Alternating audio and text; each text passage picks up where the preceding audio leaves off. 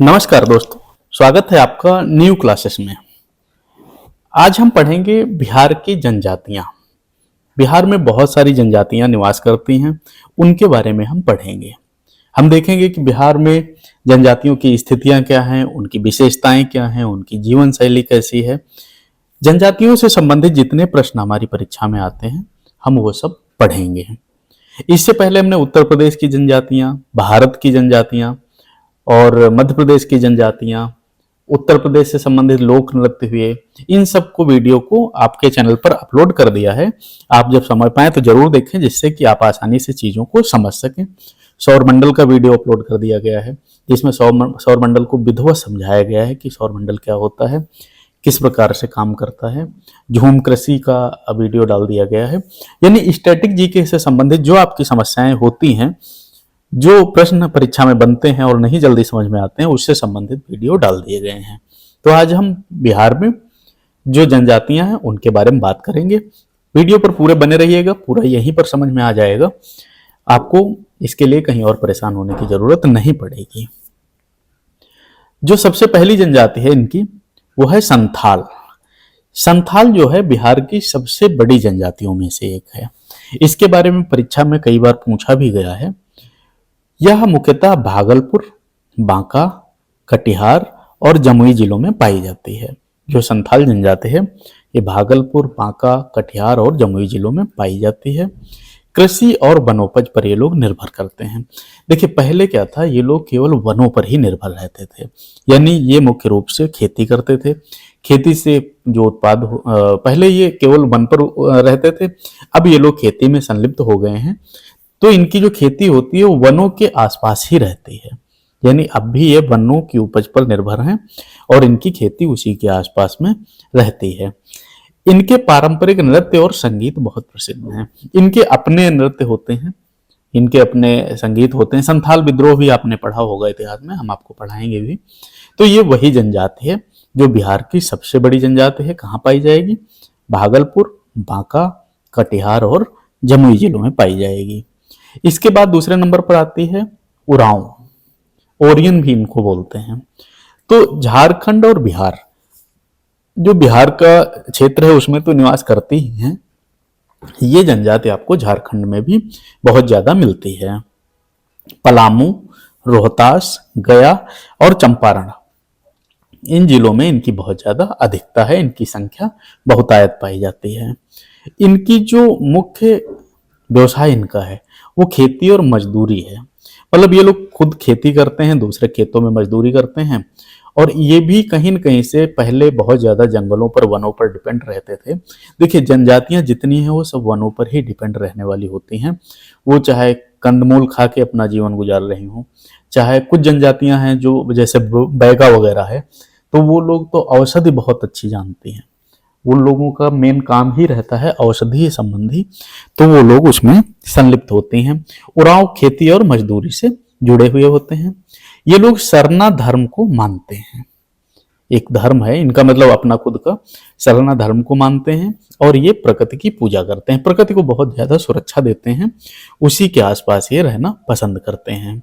इसके बाद जो अगली जनजाति आती है वो है मुंडा। बिरसा मुंडा जी जो थे, झारखंड और बिहार में निवास करने वाली ये बहुत अच्छी संख्या में जनजाति है।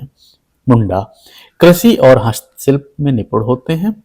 धर्म और संस्कृति में प्रकृति पूजा का विशेष स्थान ये लोग रखते हैं।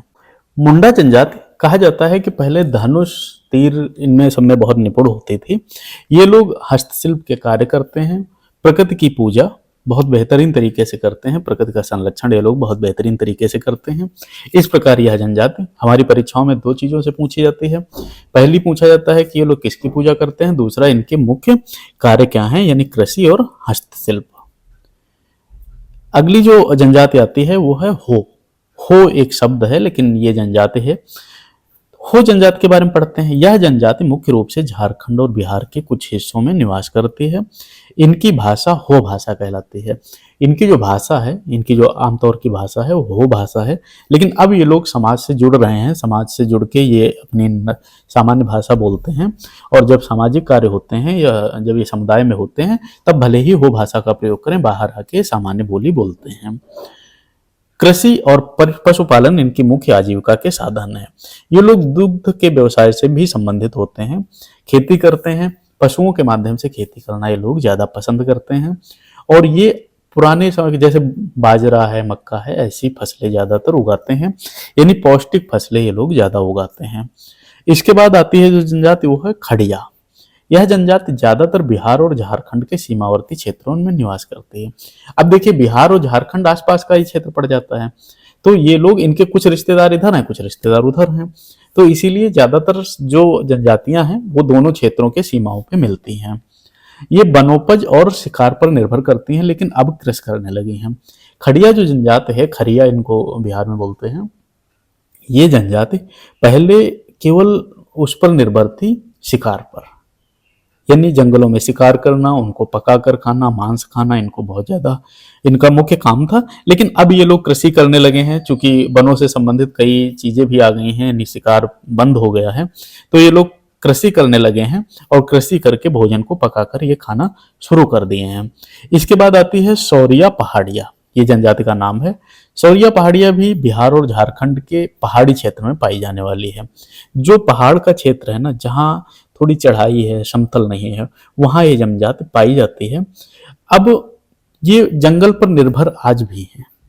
पहाड़ पर चूंकि खेती नहीं कर सकते, इतनी अच्छी खेती नहीं होती है, तो पहाड़ों से फल मिलना, पहाड़ों से लकड़ी लेना, पहाड़ों से जो जो वनस्पतियां मिलती हैं उन्हीं पर ये लोग निर्भर रहते हैं। और कहा जाता है कि ये लोग समतल भाग में बहुत कम आते हैं। घुमक्कड़ एक हिसाब से जिंदगी जीते हैं, पहाड़ों पर ही रहना पसंद करते हैं, समतल क्षेत्रों में बहुत कम आते हैं। हालांकि जब से सरकार ने बहुत सारे इनके लिए योजनाएं चलाई हैं, तो ये लोग अब नौकरियों में भी आने लगे हैं, धीरे धीरे चीजों को समझने लगे हैं और समाज के मुख्य धारा से जुड़ने लगे हैं। अब इनको संरक्षण भी विशेष दिया गया है कि इनको कोई नुकसान न पहुंचाए, क्योंकि काफी हद तक घुमक्कड़ टाइप के लोग रहते हैं, तो इनको कोई नुकसान पहुंचा सकता है या हानि पहुंचा सकता है, तो इनको संरक्षण भी दिया जाता है। फिर आती है बिरहौर जाति। तो बिरहौर जनजाति क्या है, ये पिछड़ी जनजाति मानी जाती है।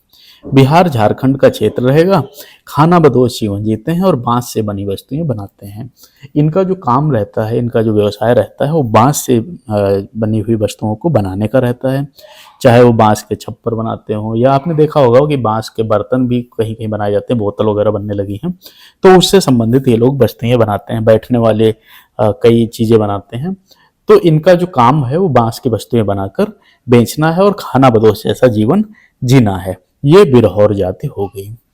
अब जनजातियों की विशेषताएं क्या हैं? देखो, पहली चीज है, ये लोग प्रकृति पूजक हैं और अपनी पारंपरिक संस्कृति को ये लोग बखूबी समझते हैं और उसकी रक्षा भी करते हैं। इसके अलावा नृत्य है, संगीत है, लोक कथाएं हैं, इनकी परंपराओं का अभिन्न हिस्सा है। इनके यहाँ जब एक छोटा सा भी त्योहार होता है, तो इनकी जो पारंपरिक संगीत हो, चाहे लोक कथाएं हो, ये लोग उस पर पूरा काम करते हैं और बेहतरीन उसका पूरा मजा लेते हैं, यानी ये लोग पूरा एंजॉय करते हैं अपने त्योहारों को। कुछ जनजातियों को विशेष संरक्षित जाति समूह के रूप में वर्गीकृत किया गया। देखिए, जो जनजातियां अभी उतना ज्यादा नहीं डेवलप हो पाई हैं, यानी समाज की मुख्य धारा से नहीं जुड़ पाई हैं, तो उनको विशेष संरक्षण दिया जाता है। उनको विशेष तरीके से, उनके लिए, बच्चों के लिए स्कूल के प्रावधान किए गए हैं, उनको अलग से लाभ दिए जाते हैं, जिससे कि वो खुद को अलग न समझे, समाज का हिस्सा ही माने और समाज के साथ जुड़ के चलने की कोशिश करें। सरकार द्वारा इन्हें शिक्षा, रोजगार, आर्थिक सहायता देने के लिए योजनाएं चलाई जाती हैं। इनको रिजर्वेशन भी दिया जाता है कि जिससे कि सरकारी नौकरी में आए और अपनी सेवाएं बेहतर तरीके से दें। तो ये रही बिहार की जनजातियां, जो कि हमारी परीक्षाओं में पूछी जाती हैं। कभी इनकी विशेषताएं, कभी इनके कार्य पूछे जाते हैं। चैनल पर अगर वीडियो पसंद आया है तो आप लाइक करिएगा, चैनल पर नए हैं तो सब्सक्राइब करिएगा, कमेंट करिएगा, कोई सुझाव है तो भी कमेंट करिएगा। हम आपकी पूरी जो स्टैटिक जीके हो, चाहे करंट अफेयर हो, सब ऐसे ही कवर करा देंगे समझा के। टेलीग्राम चैनल पर आपको लिंक मिल जाएगा, वहां पर आपको जो जरूरी PDF होते हैं वो भी मिलते रहेंगे। कुछ भी समझ में नहीं आया है तो आप हमसे बाद में पूछ सकते हैं। वीडियो देखने के लिए धन्यवाद। मिलते हैं अगले वीडियो में। आपकी तैयारी आशा है बहुत बेहतर चल रही होगी, हम उसमें थोड़ा सा अपना सहयोग करना चाह रहे हैं। धन्यवाद।